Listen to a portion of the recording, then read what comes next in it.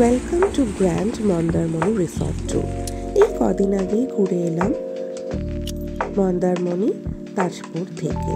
তো সেখানে আমরা বুক করেছিলাম এই গ্র্যান্ড মন্দারমণি রিসর্ট। তো সেটাই ভিডিও তোমাদেরকে দেখাচ্ছি। এসো আমার সাথে, তোমাদেরকে ঘুরে দেখাই ভেতরটা কেমন ছিল। তো দেখতে পাচ্ছ যেমন ভেতরটা, এটা একটা সন্ধেবেলা তো তোলা ভিডিও। তো ভেতরে ঢুকে সামনে একটা প্রশস্ত এরিয়া, যেখানটাতে একটা বিশাল সুইমিং পুল। এটাই কিন্তু এই রিসর্টের প্রধান আকর্ষণ।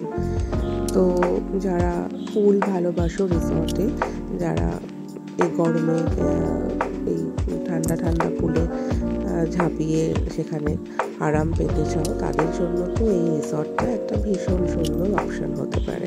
তো আমরা সেই কারণেই এটাকে চুজ করেছিলাম। দেখো আমার মেয়ে এখানে দাঁড়িয়ে রয়েছে, আর এত সুন্দর, শুধু দিনের বেলা তো ভালোই লাগে, বাট রাতের বেলাও এত সুন্দর করে ডেকোরেট করা এই পুলটা, যে চারপাশ থেকে তুমি হেঁটে বেড়াতে পারো, বসে গল্প আড্ডা করতে পারো। তো ভীষণ ভালো লাগে। এবং যেহেতু সমুদ্রের খুব কাছেই, মানে এখান থেকে সমুদ্র বড় জোর 3 থেকে 5 মিনিটের মধ্যে হেঁটে যাওয়া যায়। আর এটা একটু অফবিট লোকেশন। মন্দারমণিতে এমনিতেই একটুখানি অফবিট জায়গায়, দীঘা, নিউ দীঘা, ওল্ড দীঘার থেকে। তো বাট এই জায়গাটা এতই, মানে সমুদ্র থেকে জাস্ট 5 মিনিট, এবং পরপর লাইন দিয়ে বিভিন্ন রিসর্ট রয়েছে।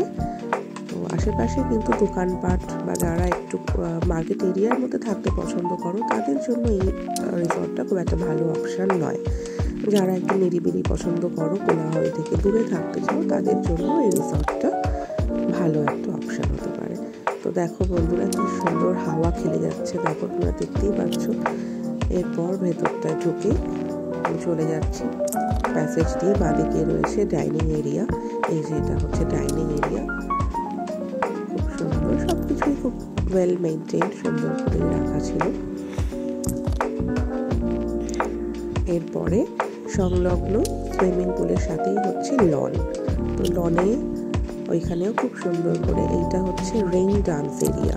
তো মাঝে মাঝে যখন সকালবেলা, দিনের বেলা যখন সবাই পুলে স্নান করে, তখন ওরা এখানে ঝর্ণাটাকে চালিয়ে দেয়। তো ভীষণ সুন্দর একটা রেইন এফেক্ট পাওয়া যায়। আমার মেয়ে একটু নেচে নিচ্ছে এখানে। তো ভীষণ সুন্দর, মানে এই অপশানটা কিন্তু সব